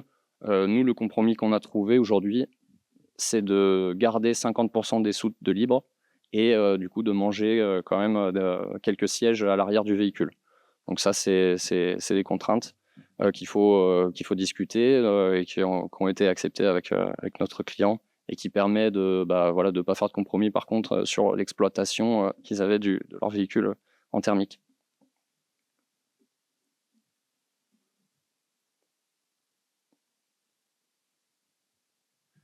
Puis les avantages, voilà, vous les connaissez, hein, c'est quand même moins de moyens industriels. Donc en termes de rapidité de mise en place, on peut avoir des véhicules hydrogène qui circulent plus rapidement sur le territoire. Ça participe évidemment à développer de l'économie circulaire, hein, en utilisant, en prolongeant la durée de vie de ces véhicules. Aujourd'hui, voilà, c'est des véhicules qui sont arrivés dans nos ateliers pour être transformés avec une dizaine d'années d'exploitation. Ils repartent pour une dizaine d'années d'exploitation. Donc, on en profite avec notre expertise du transport en commun, de la rénovation, de vraiment apporter une touche de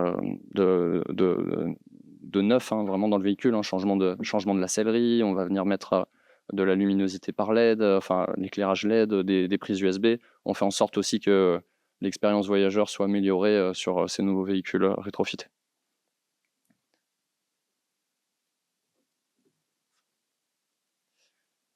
Et puis un simple mot, ça concerne moins l'hydrogène, mais finalement nos véhicules, ils sont toujours accompagnés de ce service-là, Vision, la plateforme en ligne qui permet d'avoir la géolocalisation des véhicules et des informations en temps réel. C'est très apprécié pour la maintenance, puisque ça permet aussi vraiment d'avoir toutes les remontées de défauts sur cette plateforme, de pouvoir éditer des rapports. On a tous les événements véhicules, ouverture de portes, freinage, etc. Donc ça, c'est très apprécié d'un point de vue exploitant. Je vous remercie de votre attention. Merci à tous pour vos présentations et les technologies que vous nous avez présentées et les cas d'usage associés. On va maintenant passer à une séance de questions, si vous le voulez. Bon, voilà. N'hésitez pas, toutes les questions que vous avez pu avoir en tête au cours des différentes présentations, c'est le moment de les poser. Il y a un micro qui arrive. Bonjour, donc félicitations pour cette présentation. Je voulais savoir, par exemple, vous avez 100% hydrogène ou le hydrogène est dilué dans une autre gaz? Quand vous dites, par exemple. Ouais. Je sais Alors, dans mon cas de figure, en tout cas, c'est de l'hydrogène à 100% dans les réservoirs. Ouais. Mais je pense que c'est le cas de tout le monde. D'accord. Et vous avez besoin d'une concentration où on peut utiliser des hydrogènes techniques ou purifiés? Par exemple, pour la pile, sûr et certain, vous avez besoin d'un... Oui. C'est un des avantages qu'on n'a pas mentionné dans le cadre du moteur à combustion, c'est qu'on peut avoir un hydrogène industriel, qualité industrielle, et pas un hydrogène pile à combustible. D'accord. Okay. La difficulté, c'est que dans le schéma de distribution aujourd'hui, il faut que l'hydrogène qui soit dans les stations soit compatible pile à combustible et moteur. Donc on sera dans le cadre d'une station publique, on n'aura pas le choix qu'à d'avoir de l'hydrogène pile à combustible, même pour des moteurs à combustion. Par contre, si vous avez votre station privative, rien ne vous empêche d'utiliser de l'hydrogène industriel si vous ne visez que des moteurs à combustion. Oui, mais le hydrogène industriel, on les trouve où alors? Technique, oui. Puisque dans les stations... Aujourd'hui, l'hydrogène industriel, il est globalement, c'est de l'hydrogène carboné. Oui. Donc, clairement, c'est pas l'objectif, pour être très clair. En revanche, alors, je dis qualité industrielle et pas forcément industrielle, pour la simple raison qu'il y a des processus de fabrication à partir de biomasse, de pyrolyse, de plasmolyse, ou d'autres types de production qui font un hydrogène en sortie de production qui n'est pas de qualité pile, qui est qualité industrielle, qui nécessite des phases de filtration. Donc voilà, on travaille avec des acteurs qui travaillent sur ce genre de sujet. L'avantage, c'est qu'on s'affranchit de la phase de filtration derrière. Et donc, il est qualité industrielle, il n'est pas gris, il est... Alors, on va pas dire vert parce qu'il n'est pas issu d'électrolyte, mais il est carbone free. Quoi. Voilà. D'accord, il passe carbone. Dans la définition de l'hydrogène bas carbone ou non carbone. Je vous remercie. Au revoir. Il y a ce monsieur qui a une...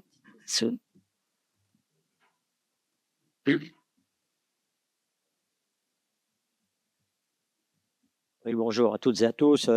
Bon, je suis dans des points de vue plus technologiques, plus scientifiques. Je suis un membre émérite de recherche au CNRS à Montpellier. Mais je voudrais avoir quelques infos sur les moteurs à combustion interne, puisqu'on en parle beaucoup. Votre présentation était très intéressante. L'idée, c'est de rajouter de l'eau. C'est certainement une excellente idée. Donc, vous avez dit que ça va diminuer les NOx, augmenter le rendement, c'est ça? Et vous passez à 55% de rendement? Oui, c'est ça. Alors, mes petites questions, c'est, disons l'hydrogène, vous pouvez prendre de l'hydrogène pas pur du tout, n'importe quel. Et l'eau, alors c'est de l'eau pure ou c'est de l'eau du robinet? Ou vous avez un réservoir d'eau comme d'eau distillée, quelque chose comme ça? Puis un réservoir d'hydrogène industriel?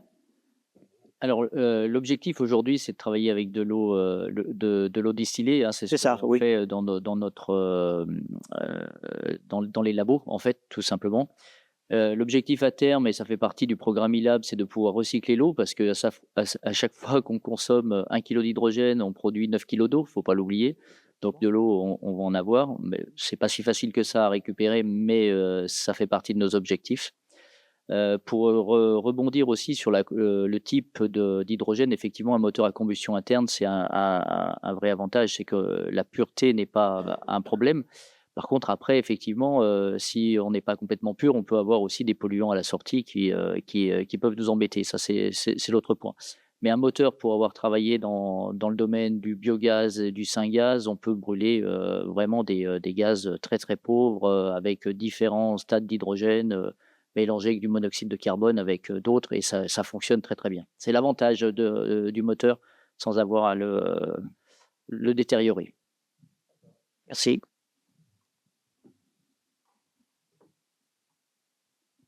Bonjour. Et vous avez présenté deux technologies très intéressantes, des rétrofits. Je pense qu'elles sont légèrement différentes. Il y a une qui est plus basée sur un moteur thermique à l'hydrogène, puis l'autre avec la pile à combustible. Il y a toujours des compromis, donc c'est toujours bien d'avoir des options. Et est-ce que vous pouvez mentionner les avantages de chaque technologie, peut-être, pour comprendre les cas d'usage que vous avez déjà mentionné? Mais... Ouais. Alors, clairement, il faut parler, mon collègue Lavalis, on parle de compromis. L'avantage de garder un moteur thermique, c'est que finalement, la transformation est extrêmement simple, si étant dit que vous êtes capable de mettre les réservoirs. Parce que finalement, vous remplacez le moteur existant par un autre moteur en lieu et place, vous ne changez rien d'autre, tous les composants périphériques vont très peu changer. Donc en termes d'intégration et de transformation, c'est finalement beaucoup plus simple que lorsque vous allez enlever l'ensemble des éléments de la chaîne de traction, donc moteur, boîte, composantes dépolluants, enfin SCR, pot catalytique, et après vous devez mettre des composants. Donc là, vous jouez à Tetris, vous prenez tous les composants. L'avantage, c'est qu'ils sont plus ou moins séparables. Après, c'est du lien électrique.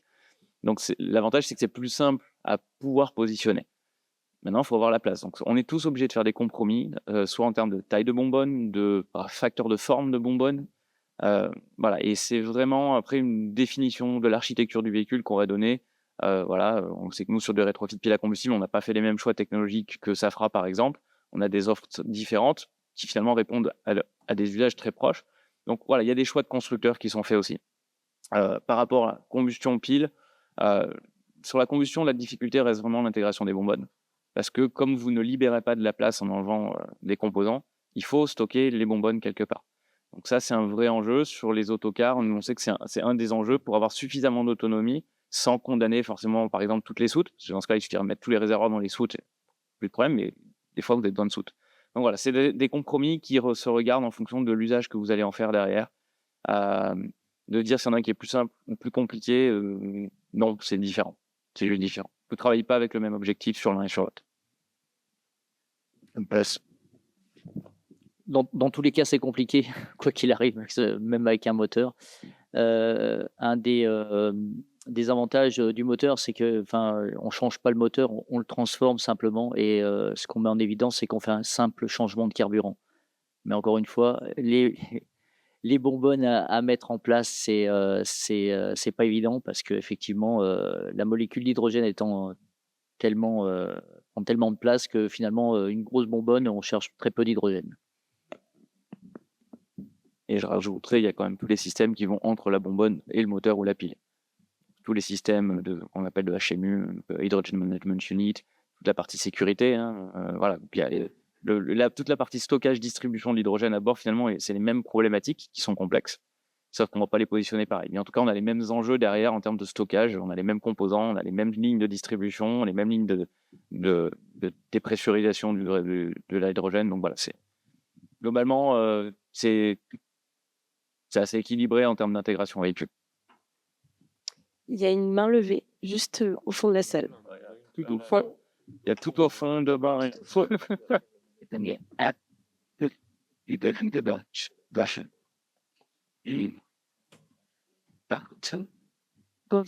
Bonjour à tous. Je me posais les questions aussi par rapport à la maintenance, les défis de la maintenance par rapport à ces véhicules, notamment rétrofités. Et je me posais également une question par rapport aux assurances. Quelles sont les réponses des assureurs pour gérer le risque sur ces types de véhicules?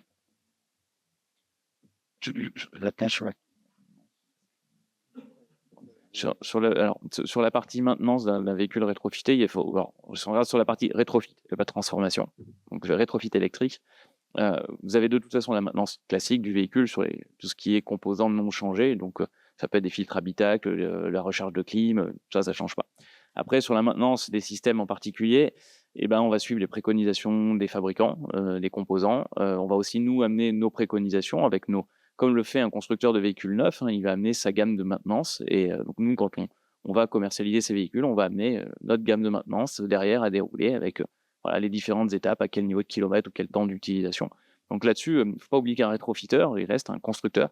On a les mêmes obligations vis-à-vis d'un opérateur en termes de maintenance, en termes de fiabilité, en termes de disposition, mise à disponibilité du matériel. Donc de ce point de vue-là, on est sur une technologie nouvelle, donc mais que ce soit du neuf ou du rétrofité, finalement, on aura les mêmes enjeux de maintenance et globalement les mêmes coûts qu'on pourra avoir. Il n'y a pas, si vous prenez un autocar, si on avait et si vous prenez un bus hydrogène neuf ou un bus hydrogène rétrofité, les niveaux de maintenance sont globalement les mêmes, si ce n'est que le bus a 5 ans, donc potentiellement une légère surcoût sur certains sujets de maintenance qui peuvent être sur le véhicule.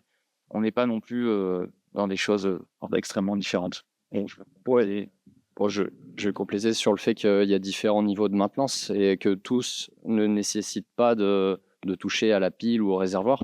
Donc il y a quand même énormément d'opérations qui peuvent se faire sans prendre de risque du côté de l'hydrogène et qui ne nécessitent pas forcément d'être dans un atelier aux normes ATEX.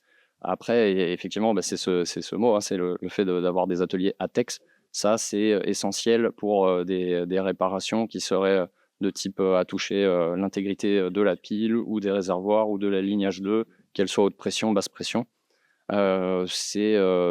C'est quelque chose que les exploitants connaissent bien quand ils ont l'habitude d'exploiter des véhicules au gaz naturel. Hein. Ils ont déjà des capteurs, des ouvrants automatiques en toiture. Il ne faut pas qu'il y ait de création de bulles de gaz à l'intérieur de l'atelier. Donc, en cas de fuite, il faut que l'hydrogène puisse s'évacuer le plus simplement, efficacement possible. Et à partir de ça, il faut compter sûrement pour des exploitants qui n'auraient pas encore de véhicule au gaz, une enveloppe supplémentaire. Et dans tous les cas, une enveloppe supplémentaire puisqu'il faut quand même des capteurs hydrogène et ensuite des ouvertures automatiques, etc. Des équipements qui répondent aux normes ATEX. Il y avait une main levée juste devant. Oui. Bonjour, alors je représente aujourd'hui la région Nouvelle-Aquitaine. Alors nous, on a des contraintes de coût. Alors en tant qu'usager sur les autocars, c'est vraiment le frein numéro 1. Et après avoir fait le tour de beaucoup de collectivités sur les bus, BOM, etc., c'est aussi le frein clairement numéro 1. Alors j'avais une question du coup pour GCK et Safra. Donc suite au retour de Stellantis qui donc réduit ses coûts grâce à une optimisation des chaînes de production, je me posais la question côté Safra GCK si vous aviez des objectifs pareil de massification et aussi qu'est-ce qu'il vous faudrait, vous, pour permettre de réduire les coûts. Parce qu'en effet, sur la question VUL, on voit que les entreprises, bon, il peut y avoir un effet d'achat groupé. Je sais que France Hydrogène travaille notamment là-dessus. Côté collectivité, on n'a pas cette chance d'avoir des achats groupés. Donc, comment faire pour réduire ces coûts? En tout cas, ça permet de faire peut-être un petit point aussi sur le déploiement, le parc de véhicules aujourd'hui en France, pour remettre un peu tout en perspective. Des autocars urbains 12 mètres et 18 mètres, allez, si on prend les deux catégories en hydrogène, c'est une soixantaine de véhicules aujourd'hui qui circulent en France. Donc on est vraiment au début de la filière, hein, et comme vous le mentionnez, comme vous le pointez du doigt, c'est vrai qu'il y a un souci d'échelle. Aujourd'hui, il y a un surcoût, et il est vraiment dû au fait qu'on n'a pas encore commencé vraiment une production série. Ensuite, nous aujourd'hui, voilà, on a des ateliers de production qui permettent de produire une cinquantaine de véhicules à l'année. On est en train de vraiment préparer les extensions pour produire de 100 à 150 véhicules par an. Aujourd'hui, l'ICT, c'est 55 véhicules qu'il faut produire l'année prochaine. Donc on commence voilà, à comparer avec les 60 véhicules déjà roulants sur le territoire. Plus, faut regarder chez les autres constructeurs, mais on voit vraiment qu'il va y avoir une montée en puissance, au moins sur ce segment-là du bus urbain, 12 mètres et 18 mètres, sur la production en série de ces véhicules. Et ce qui fait que automatiquement, au bout d'un moment, on va pouvoir aussi un peu réduire les coûts. On va pouvoir penser différemment la production des véhicules, ne plus les faire sur une station comme c'est le cas aujourd'hui. Aujourd'hui, on fait tout sur une station et puis passer à un mouvement en série, à faire avancer les véhicules sur une chaîne de production classique, hein, que connaissent bien le secteur automobile aujourd'hui. Nous, aujourd'hui, on parle, c'est horizon 2000, l'année prochaine, 2025, 2026. On est vraiment, on attend le feu vert pour appuyer sur le bouton. Je vais rebondir sur le côté rétrofit. Sur le côté rétrofit, ce qui coûte globalement cher, ce sont les composants. Donc clairement, on a une vraie attente sur la baisse des coûts des composants. Cette attente, elle est aussi incitée par c'est des effets de seuil de commande. C'est-à-dire plus on aura de véhicules et plus on arrivera à tirer les coûts vers le bas par des effets de volume. Stellantis l'a mentionné également. On est sur les mêmes sujets. Donc plus on aura de volume, mais je dirais même plus on sera peut-être d'acteurs à proposer avec des composants identiques des solutions complémentaires, et bien plus on arrivera à tirer les coûts vers le bas. Donc c'est difficile. Alors, les effets de seuil chez les fabricants de composants sont difficiles à déterminer. Chacun a sa stratégie en fonction de ses capacités de ligne. Nous, on a aujourd'hui un centre de production de véhicules qui peut monter, on va dire, facilement jusqu'à 150 véhicules an. Donc voilà, pour remettre en perspective avec les 60 véhicules qui roulent aujourd'hui, on a une centaine de commandes déjà qui sont engagées sur l'année 2024-25. Donc voilà, on aura des effets de seuil et de toute façon, ce ne sera que bénéfique. Après, d'avoir une projection et de vous dire dans 2 ans, on aura perdu X% et autres, c'est plus compliqué. On a des contrats avec des fournisseurs qui nous garantissent des effets de volume et donc des baisses de coûts. Je ne les révélerai pas là. Donc on sait qu'on a des composants qui vont baisser clairement. Maintenant, et si tout le monde attend 2 ans pour commander les véhicules, on ne pourra pas baisser les prix. Donc c'est là où je veux dire, c'est que si vous ne commandez pas, il n'y aura pas de baisse de coût et donc vous ne commanderez pas. Donc voilà. Après, dans le rétrofit, on est très pragmatique. Le principal coût dans le rétrofit, ça reste le coût des composants. Et les opérations, après, derrière de transformation, sont des opérations relativement simples. On n'a pas des chaînes, on dit on a 150 véhicules an, c'est pas des chaînes automatisées à la Stellantis avec des robots qui soudent et autres. C'est vraiment des opérations très manuelles. Donc, il y a un coût lié à la main-d'œuvre. Voilà, là, on est dépendant. On n'a pas la volonté d'aller délocaliser ça en Roumanie ou en Tunisie, hein, parce qu'il n'y aurait pas de sens non plus. Notre volition, c'est plutôt de créer d'ailleurs des micro-factories en local pour rétrofiter des flottes en local et éviter les impacts transport, les impacts environnementaux sur le transport. Donc voilà, les effets de seuil seront la principale cible pour nous pour les baisses de coûts, avec l'amélioration des composants et la production série des composants que nos fournisseurs nous annoncent tous les ans et qui évoluent. Donc ça, on voit une perspective en tout cas positive sur les effets de volume, sur le coût des composants. Et si on regarde en arrière, 2020-2021, un véhicule 12 mètres hydrogène tel qu'on le propose aujourd'hui, ça valait autour de 800 000 euros. Aujourd'hui, c'est en dessous de base, c'est en dessous de 600 000 euros. Donc, on voit quand même qu'en quelques années, on a réussi à faire des efforts et ensuite, on arrive on arrive à proposer des choses intéressantes en fonction du volume qu'on nous demande. Effectivement, si on nous demande un véhicule ou 10, c'est pas la même chose. Et puis, on pourra difficilement être moins cher que du batterie électrique aussi, hein. Donc, je pense que ça va tendre vers le prix du batterie électrique. Mais on a un service rendu qui est quand même supérieur en termes d'autonomie, de temps d'avitaillement, et les composants font qu'on arrivera difficilement à aller en dessous du batterie électrique. Bonjour, Benjamin Fèvre pour l'Agence de développement économique de la région Occitanie. J'ai 2 questions. Je vais le poser peut-être les 2 d'affilée pour 2 personnes différentes. D'abord, c'est sur la combustion. Est-ce qu'on ne peut pas s'attendre à une dégradation des chambres de combustion parce qu'on va brûler de l'hydrogène? Il y a des températures, enfin peut-être je me trompe, hein, mais plus élevées, et l'hydrogène a un peu tendance à se mélanger à toutes les molécules. Est-ce qu'on ne peut pas attendre à une dégradation des chambres de combustion? Et est-ce que, si c'est le cas, est-ce qu'elles sont acceptables pour un usage de mobilité? Et est-ce que c'est étudié? Et l'autre question, c'est pour Stellantis. Aujourd'hui, ouais, il y a certains problèmes de station, mais finalement, c'est un groupe international. Est-ce que vous adressez aussi les marchés de la Californie, le Japon, l'Allemagne, où en fait, il y a un réseau de stations 700 bars qui est assez bien développé? Ou alors, le véhicule utilitaire est un peu une spécificité française? Et voilà, c'était mes 2 questions. Alors, je vais commencer sur le moteur à combustion interne. Effectivement, l'hydrogène a bien ses spécificités lorsqu'il brûle. Et en fait, il y a plusieurs méthodes pour contrecarrer ça. Nous, notre choix, c'est l'eau. Et pour éviter justement cet effet que peut produire l'hydrogène sur les matériaux. Maintenant, il y aura toujours des spécificités et des changements que l'on devra adapter à nos moteurs pour éviter, notamment au niveau des sièges de soupape, par exemple. Mais honnêtement, aujourd'hui, on a des bons retours par rapport à cette combustion d'hydrogène. Je vais amener un petit complément. On a une activité de développement moteur. On fait un gros travail auprès des fabricants de lubrifiants, puisque le lubrifiant est prédominant dans la gestion thermique des chambres de combustion, et donc il y a un vrai sujet aussi à ce niveau-là. Oui, Benjamin, pour répondre à ta question, on a démarré la première génération de véhicules utilitaires, donc les 300 et quelques véhicules, sur la France, 60% du volume, l'Allemagne, et un marché d'une vingtaine de voitures seulement, mais pour les Pays-Bas. Donc, step 1, 3 pays. Effectivement, l'Allemagne, il y avait, quand on a lancé ce projet, on considérait que l'Allemagne allait être le marché européen pour nos véhicules, puisqu'à l'époque, le gouvernement subventionnait à hauteur d'à peu près 60 000 € l'acquisition d'un véhicule.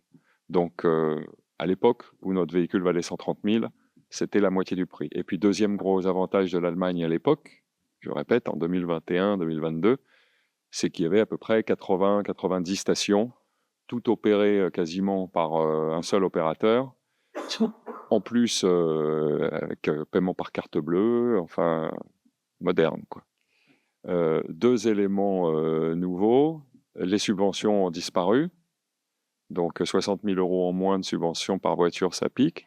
Et puis 2, les stations sont peut-être nées un petit peu trop tôt par rapport au parc de véhicules, c'est-à-dire qu'économiquement, il y a peut-être 2 tiers qui prennent l'eau et dont l'opérateur se dit il faudrait peut-être que je les ferme. Donc, nous, mais pas que nous, Stellantis, on crie en disant attention, nous, il y a un décalage de timing. On arrive avec notre nouvelle génération de voitures qu'on va évidemment commercialiser en Allemagne sous la marque Opel et non pas sous la marque Peugeot ou Citroën. Mais il ne faut pas qu'en même temps vous fermiez les stations parce que ça donnerait un signal un peu étrange au marché. Donc, il y a cette problématique-là spécifique Allemagne, mais qui reste un marché potentiel énorme. Tout est dans le mot potentiel. Et puis notre deuxième génération, comme je disais, on passe à une échelle de 5000 véhicules pour le petit et 5000 aussi pour le gros 13-17 mètres cubes. Donc ça fait 10 000 véhicules an. Ça ne va pas être que sur la France. On a évidemment toujours les marchés allemands, néerlandais, mais on lance également en ce moment, enfin à la rentrée, là, sur les Pays-Bas. L'Italie, qui aujourd'hui n'a que 2 ou 3 stations, mais prévoit d'en avoir beaucoup en fin 2025. Et puis, plus si affinité, le UK est extrêmement demandeur.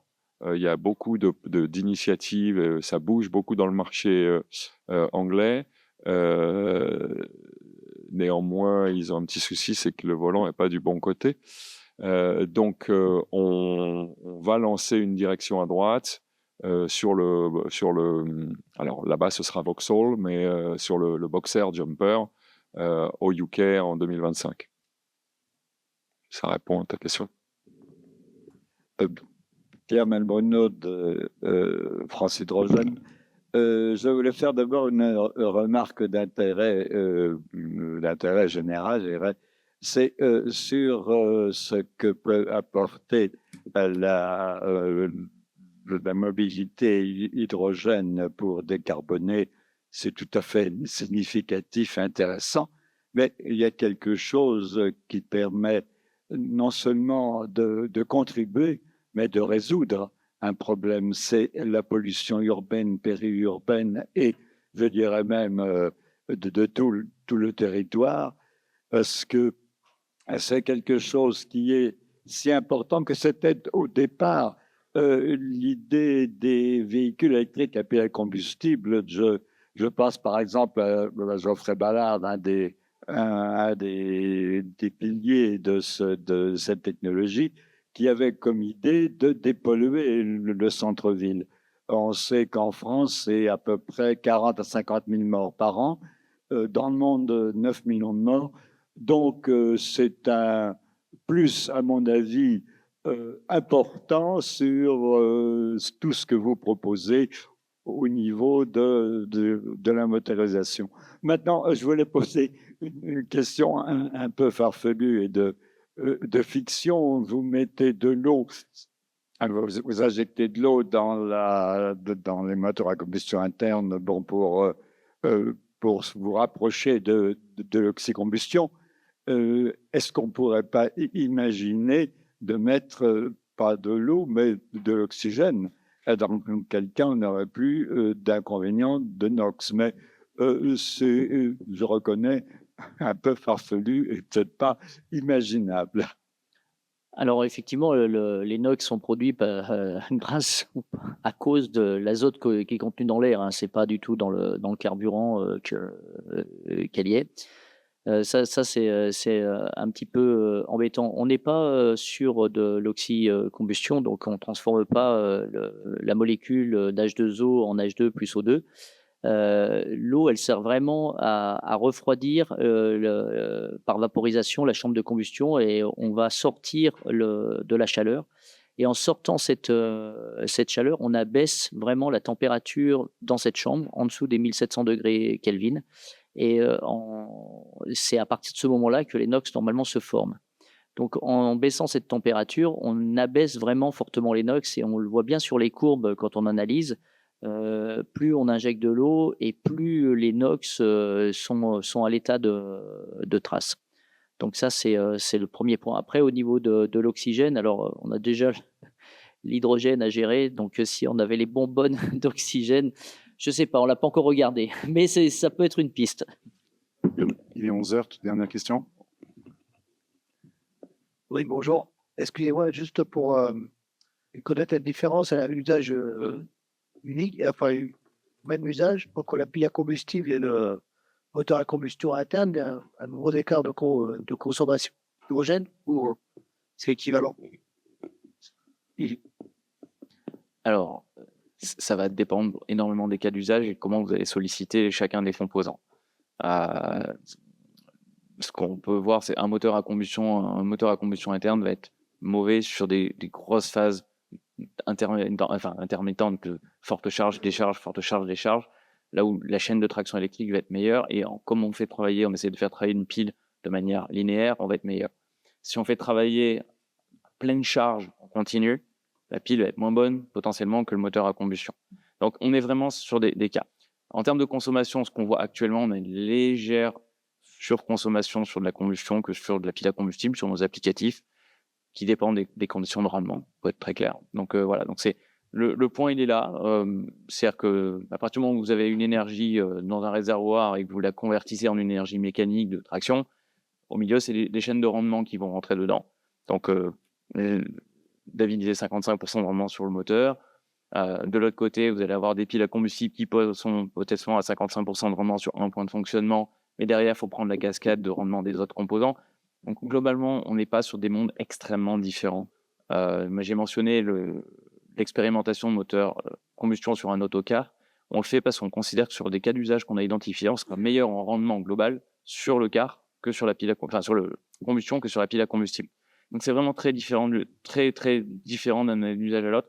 Et une fois de plus, on le dimensionne à l'usage. C'est vraiment cette approche qu'il faut avoir. Après, si vous prenez le même cas d'usage, globalement, si vous prenez un véhicule urbain, clairement, vous sombrez plus en combustion qu'en pile, je pense. Après, on n'est pas dans des mondes différents. On n'est pas loin l'un de l'autre. David, je peux aider. Aujourd'hui, ce qu'on arrive à démontrer, c'est qu'on est à iso-puissance, iso-rendement du diesel. La deuxième phase, c'est vraiment d'augmenter les rendements en fonction des timings d'injection d'hydrogène et d'eau. Arriver à 55%, c'est assez intéressant parce que là, effectivement, on va se rapprocher du fonctionnement de la pile à combustible qui, elle, a un rendement 55-60%, mais vraiment sur un point d'utilisation. C'est pour ça qu'ils utilisent la batterie pour lisser tout ça et essayer d'être le plus optimum possible. On veut essayer d'arriver aussi à des rendements intéressants parce que si on arrive à 55% de rendement, globalement, c'est 35% d'économie d'hydrogène. Donc, à terme, c'est quelque chose d'intéressant puisque l'hydrogène est difficile à stocker. Donc, on augmentera finalement notre autonomie. C'est tout ce que l'on vise avec ça. Et après, chaque cas d'usage, prenez 2 voitures, 2 conducteurs, vous n'avez pas du tout la même consommation. Mais l'objectif, c'est vraiment de diminuer tout ça. Enfin, nous, du côté moteur, mais je pense que du côté de la pile, ils vont continuer aussi d'améliorer et puis d'essayer d'optimiser encore le plus possible, en fait, puis d'arriver vers des solutions qui permettront des autonomies de plus en plus longues. Parce que chaque fois qu'on fait des économies, finalement, c'est pas tant la puissance que l'on vise, mais c'est vraiment l'autonomie de fonctionnement. Et pour rebondir avec le coût du TCO, c'est un sujet. Plus on va augmenter nos rendements, et plus on va baisser le coût d'usage, puisque pour la même mission, on utilisera moins d'hydrogène et donc on gagnera en coût. C'est aussi un des sujets. Donc soit côté pile à combustible ou moteur, plus on gagnera en rendement et plus on gagnera en coût, comme on gagnera en coût si on améliore le rendement des électrolyses. Enfin voilà, toute la chaîne de valeur va rentrer là-dedans sur le sujet. Merci à tous, merci aux intervenants et merci à vous pour vos questions. Merci.